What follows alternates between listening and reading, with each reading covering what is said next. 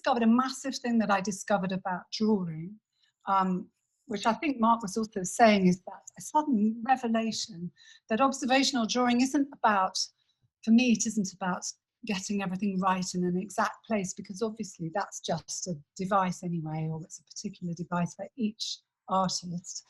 But it's about how observing makes you feel at the time. So maybe for Mark, maybe he might say the same thing, I don't know, we'll hear. So in a way, I would run past the pond and just stare at it and try to remember as much as possible, then go home and make the drawings. And I have the drawings up on the wall here, but they're sort of very sketchy and loose, and I don't quite know where they're at yet. But it is, I think the idea of the horizontal image and looking into it, actually the Narcissus image hadn't quite occurred to me. The idea of looking right in, certainly the idea of layering my own self with that. But yes, I mean, and it's also another type of frame or another kind of shape. And that's the way I work often with an image, be it a park or a pond or phallus. Well, that is, maybe we should draw a mark in too here, because I was just thinking there are so many interconnections too about so much of what you both said, and just thinking about the Zen gardens and you know, over these weeks we've been talking a lot about, you know, creative obstacles, and Marion Milner came up on not being able to paint and all. And the plunge into colour that she writes about. But Mark and I were earlier talking about Keats and negative capability, and this idea of how one exists within doubt and makes that a sort of fruitful state. And I wonder too whether that's something you've learned through your practice to create a space in the mind that you can re-enter into. And so whether working in lockdown has, I mean, you've been working both from memory and from drawings made previously. So, you know, whether that's something you've taught yourselves and whether it's something teachable too. If your question is about it is that sense of oneself teachable, I was certainly never taught it. I think it just happens over time if you keep working. I mean, I've been at it a really long time, and we keep having these really kind of probably quite basic revelations every day. I think, a connection, it's really, you're not really talking necessarily about connection with yourself, are you? You're talking about connection with the kind of greater as well, with the sort of the outside world, but on a minute level, perhaps. And which might be first, you know, maybe. Cosmic. Exactly. And also, I suppose a question that you're always struggling with as an artist, and you know, going back to what you were saying earlier about the private space of the studio and the beyond the frame. But and it just resonated also with something since Wolf is on both our minds. You know, she writes, I think it's in her essay on being ill, and of how we have to try and wish into existence some green isle for the mind to rest on, even if the foot cannot plant itself there, which felt like a nice sort of way of thinking about it. But Mark, do you want to come in thinking of Zen gardens? Well, I mean, Sarah's thrown up wonderful provocative thoughts, and I'm kind of full of questions for her, and loving seeing her work. I'd like to have seen a bit more of it. That's my only criticism, quite a lot more. So I look forward to that. And it felt like there was so much movement and rhythm in your work and in your studio, Mark. And similarly, Sarah, in yours, there's these dynamic figures and these wrestling, struggling figures too. So it feels like in the dance, in the stillness there, the dance is. Can I ask Sarah a question about excess and the Dionysian aspect? Yeah. Because I'm aware that there's a kind of Apollinean side to design and clarity, which I see in Sarah's work. There's an extraordinary lucidity and cogency in her design. And there's also clearly this reference to excess, if you like, to orgy, to Dionysius, to losing yourself in the wine and the dance. And I really like both of those things going on at the same time. Sarah, does that resonate for you or not? Oh, no, yeah. Yes, it does, because it's just life force, isn't it? But and for me, it expresses itself in the kind of creative process. That's what I need that life force for. So I'm done with partying, sadly. But Mark, can I ask you a question? That's what I'm here for. I was wondering, well, is that question really about the studio, and is there a difference in the sort of mindset in Japan about what a studio is? You know, we're so wedded to it. It's also so tied up with a kind of the myth of the male artist, I think. Yes, I haven't been anything other than a male artist, so this is a very partisan answer. But I was deeply shocked in the first garden I went to when I started drawing, and somebody came up and said, no drawing, no art. And I just thought it was a joke. It had to be a joke. Everybody was photographing. And they said, no, you cannot make any drawing here. And I did think, this is a lot of money that I'm about to pour down the drain if I cannot draw. Second place I went to, I just left. A monk came up to me and I thought, here we go. It's going to be the same problem. And he said, what are you doing? And I said, well, I'm trying to lose myself and find something that I haven't found yet. And he smiled and he said, how long will that take? And I said, well, I'm going to start with 3 hours and then I would need food, but it could take many years and possibly more than a life. And he smiled and he said, good, I think I'll see you again. And I thought that kind of idea that you're carrying your own dilemmas with you, whether it's in the studio or elsewhere, it doesn't matter really. The studio is a wonderful, as you say, construct, a gladiatorial kind of arena to fight this out with yourself. But actually, it doesn't leave you in the studio. It goes home with you. It goes into your unconscious. So I love your idea of the Dionysian dance with a sparring partner who is also the source of maybe your fertility in terms of your imaginative fertility and procreation, the next generation and legacy. And all those ideas are wrapped up in a kind of internal tussle. Yeah. Yeah. There are going to be quite a lot of these statements where I run out of any sense. So you have to step in. Because I really like that. You can come to my studio any day. Yeah, because I'd started, interestingly, to use the phallus as a doorway. And I thought, okay, this female artist is going to starting well walk through this doorway and she's going to walk through. And then the kind of, there was a lot of resistance from the phallus. So it is a tussle. It is a tussle, and quite an interesting and fruitful one, I think. Yeah. Can I ask another question of you? Please. I just wanted to know about on the kind of, I'm sure everyone's dying to know about the kind of your relationship to colour, Mark, which is so clear. And I'm wondering how, you did actually speak about it really well, about the drawings, but how, when you're back in the studio, what, is it difficult to know whether, when you're working with textured paper, working on top of the texture, so is the colour, plastic colour, in the sense of, Bridget Riley would talk about plastic colour, it is what it is. It works on the surface, the particular property of the colour. Is it that, or is it being space as well, or is it being form as well, or is it being surface and surface texture as well? And how do you kind of decide what it is?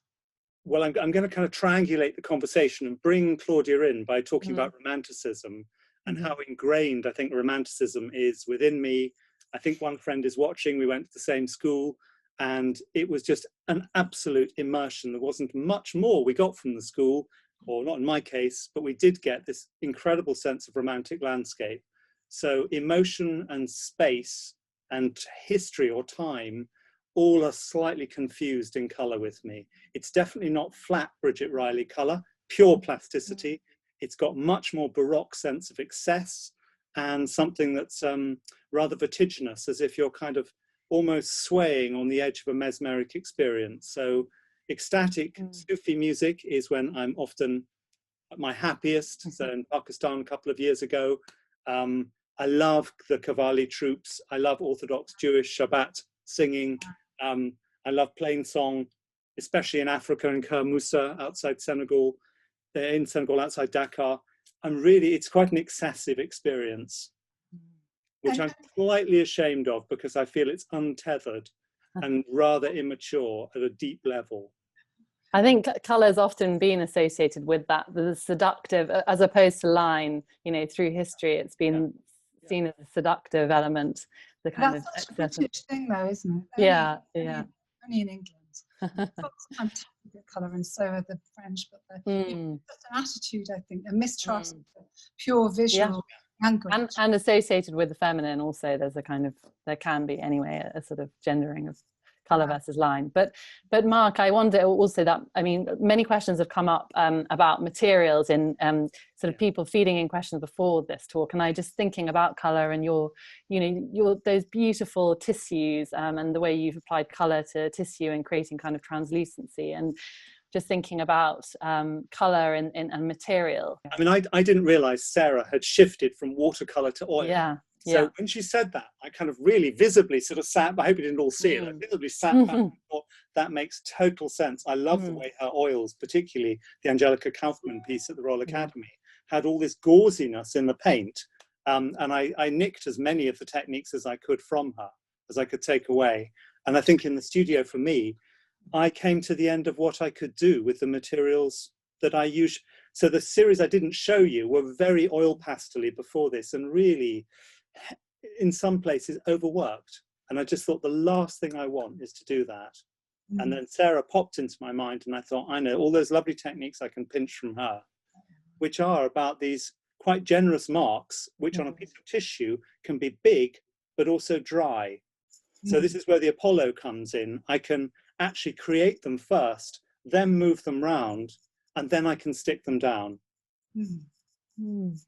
Yeah, I suppose that it's something also about unfixed and fluid color, which is also something that Sarah was talking about. And I suppose because Mark, you thinking about stained glass and thinking about, that there's a whole other element of colored light which sort of dematerializes color too. Well, I was going to ask Sarah, because I'm very keen on, I love Poussin. I think there's something deeply irrational and slightly damaged about him, which makes him very attractive to me as a man. And his modes, particularly this famous letter from 1647, when he talks about the modes, Hyperlydian, Lydian, etc., Phrygian, whether Sarah's dances have a different tempo in her mind. Does she see them as, a slow and languorous, sultry dance, a sort of quick step, a polka, tango? Where'd you go with your dances, Sarah? That I hadn't considered that, actually, because they weren't all dancing to begin with, but I will think about it now. So the blue one over there is actually has more to do with Prospero, actually.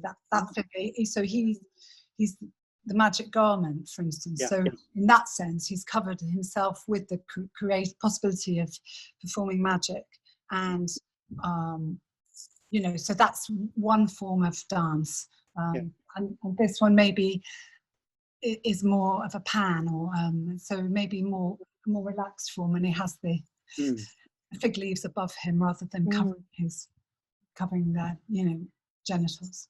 So to answer your question, no, but I will think about that. Let's go dancing. Yeah. Oh wait, only dance in colour. There's a few questions that I'll read out. One from Adrian Dutton, who writes that he finds it hard to establish my art practice as being a priority amidst all the other demands of family life. And so the question is how you resolve this in your lives. It's best not to see it as a battle. I became a much better artist after I had kids personally, although I've been brought up with actually Bridget Riley's rather annoying kind of set of rules that you should know, no artists can't have children. Those things, it's really annoying, but I think to use children, be open and honest about having family and children and making your work around your kids, and not compartmentalizing your work too much, and not, and of sharing with your kids, that helps. So it's not a battle with time if you're trying to establish your work, and you just literally do it anyway. Do it where your kids are, rather than trying to escape all the time. Does that make sense? Looking back over parenting, I think I would do it differently. I don't think it's necessary to be as selfish probably as I was with time. Strategies, probably people are shaking their heads thinking strategies as a creative artist. Yeah, I mean, Agnes Martin bangs on about being really disciplined because the time is so precious when you're making. And therefore I do think one has to be very clear-minded about the time that you set aside, the space that you have, how you earn money to create that, how you divide your time out generously with family, but keep enough which is clear and pure. Yeah, and I suppose that's more about my own problems than it is about a life strategy for anybody else. I suppose that's why residencies can be so fruitful, and just to follow up on that, there's a question about for you, just following up on that, about having discovered the Zen gardens. Did you draw any comparisons to Western European neoclassical aesthetics, or did you find the Japanese garden uniquely distinct from Western perspective? Your collage and drawings reflect very colourful approach. Is that direct observation or imagination?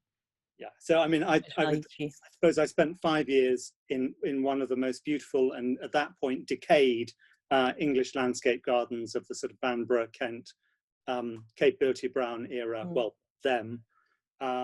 So I think space is a place for the mind to be stimulated, a kind of conceptual challenge to the mind, to see nature trained was not unusual for me. That fitted straight into a mindset that I took. What I didn't expect was the love in this taming of nature, the love that was exercised and the excellence. I mean, just Japan, I think, will shock anybody who goes there in terms of this unbelievable dedication to the craft of everything. And that's a real challenge, coming back and feeling everything is a bit half-assed, really. We could be stricter. We could be clearer. Sarah's shaking her head. Sarah, to turn to you and just to hear, I think probably everyone's looking at those paintings and wanting to hear more about them and see them up close, and you know, we're all missing so much, sort of seeing the texture of work and color and nuance, the nuance that we don't get on the screen. But so someone's asking about, Melina Dumi is asking about whether we could hear a bit more or see a bit more about the painting, where the red outline on the leg, that painting. Go a bit closer. Yeah, if possible. Come dance with me. Yes, exactly. I should have got Martin Scorsese to direct my film like Mark did. Yeah. It wasn't available. So what this one, you want to see it close up. So it's actually weird. I mean, I have a problem with this, okay, because look, so the surface is horribly flat, and it's a kind of, so you see this bit's good because that bit's much thinner. So I use a gesso, and I use a gesso ground, but I am really fighting the kind of the flatness of the gesso ground, which is on a panel on board. It works with the watercolor, but with the oil paints, it just gets sucked right in there. If you can see close up there, yeah. Ah, yeah. Does that make a difference or not really? Being able to see sort of the full. Yeah, you just have to. We have to wait and see. Claudia, it's a rather rude question from one of the drawing year, which I have to respond to because it's very provocative. It basically says, thank you, Marina. You know, since the Zen gardens are so calm, how come you made them such a busy mess? Now, this is a good question. And I think the answer is, I'm not there yet. So the Zen gardens really challenged the state of confusion in my mind. And actually they've offered a way forward, which I haven't yet got through. And clarity and stripping back. I'm getting very firm, very dogmatic. I've got to contradict you here, Mark. I've got to contradict you. Because I mean, Zen and calmness and clarity is not about stillness. And it's not about plainness. It's about a kind of rhythm, and it is about coming to... I mean, art's about desire, isn't it? And it's about a desire to be free of the physical. It's a physical thing, but it's also a desire to be free of the physical. And I think your drawings do that absolutely brilliantly. And I think there's a kind of a pulse with the colour, with the white background, that creates a stasis, which creates a very calming sense. Well, you're very kind. I mean, you're kind, but I'm going to contradict you back again. There is a quality in Indian classical music called rasa, which is the juice or the essence, and it's something that cannot be described, but it's very precise, and you use the word about that kind of precision. Yeah, It addresses a particular season, a particular hour, a particular emotion. And Marina, I want more of that, but I need some really good tuition. Well, you've got the devotional posture, the kneeling practice. So yeah. Maybe it was the tea towel painter. I had before my kind of Cazalet delivery arrived, and the camellias were out. We don't have a very big garden, but there's a camellia bush in it, and it were absolutely luscious and fantastic. Though not my favourite flower, but so I was painting on tea towels, painting with camellias, and I had about a dozen, I think, and they looked like nosebleeds in the end. But I think, did you see there were a couple here? I think I did show you them. So the two maybe there. Yes. They look particularly nosebleedy, but there's something about working with the graphic of the stitching of the tea towels, which I liked, and it seems very apt. And then the other phase I went through was inviting people on Instagram to send me photographs, which was nice. And then I made drawings in return for the photographs. That was a phase, but I got quite a big response. So I had to put that to bed after a while. And then I relaxed, but I think one sets yourself little projects to try and get through things. I don't know. Maybe it's that, we're used to having a kind of job, aren't we? And so you set yourself a project. And then you realise at the end, actually, you don't really need a project. You just go for it.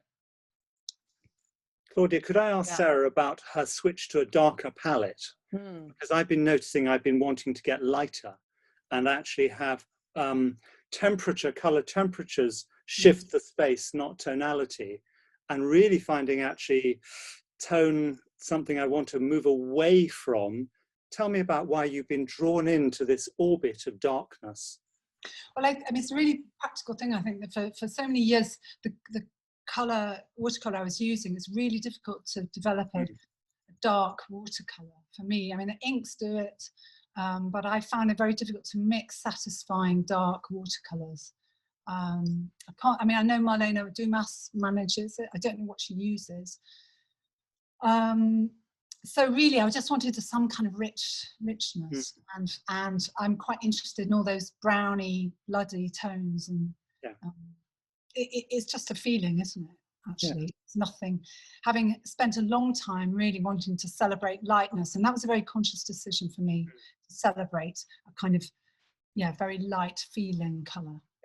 When you're creating drawings in situ, where the drawings worked on simultaneously, like the dance you speak about. This is a question from Susie Culver. Did you then work on numerous works at a time in your studio, and how would your making process lead you to conclude they're finished? No, I mean, this is another sad confessional. The books were shuffled endlessly until I worked out which marble cover I wanted to work on first.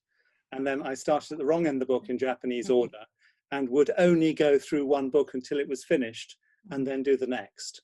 And if I felt I had failed in a particular venue, I would go back to it, but I would leave a period of time so the memory would go. So it was quite systematic. I had a map with fluorescent tags, and I would walk maybe 10 miles a day between sites, and I spoke to maybe only 6 people for a month. So silence was a very big part, and I mean, this is something for Sarah, the silence of the studio. That lovely echo chamber where you just hear your own almost heartbeat coming back to you, was very, very important. So when I got to the gardens, I actually wanted them in that Roman sense of them to speak to me, of Roman intuition, without any mediation or interpretation, not reading up about them, but just an encounter. Something else, that I wanted to touch on with both of you was the sort of stimulus that literature has for both of you. And I was thinking of, Mark, your Thomas Hardy illustrations, and Sarah, of course, in your writer series. So whether the literary voices have been useful, or mythical voices have been useful during this time. Yeah, absolutely. I mean, again, with reading, I go through phases of being able to read, wanting to read long novels, or I find poetry massively useful. I read Spring and All by William Collis Williams, which I found. I mean, something I go back to, but I was reading that, during the spring. obviously a long modernist poem, which I Yeah. just find exhilarating for its breaking of form, because, but you know, I'm really interested in how still as an artist, even though all the formal things possible have been done, I still believe there's more form to be broken. And if you break form, you can change structures. And let's face it, we have to change structures, don't we, out there in the political world. Absolutely. And I do think that as artists, we can change the structures of things by breaking formal artistic structures. And modernism, although I know it's probably deeply unfashionable, it still gets me every time.